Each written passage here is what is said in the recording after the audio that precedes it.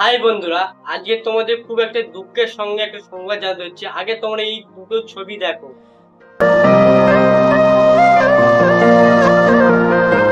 তো বন্ধুরা, এই দুটো ছবি দেখে তোমাদের কি মনে হয়?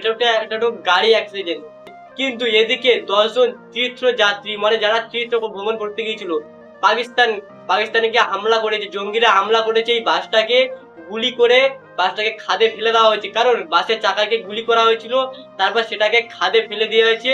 দিয়ে 10 জন তীর্থযাত্রীকে আক্রমণ করে বাসটাকে ফেলে দেওয়া হয়েছে এবং বাসটাকে থেকে তীর্থযাত্রীরা মারা গেছে, অনেকে আহত হয়েছে, অনেকে মারা গেছে। তোমরা এই ছবি ফুটেজটা দেখতে পাচ্ছ।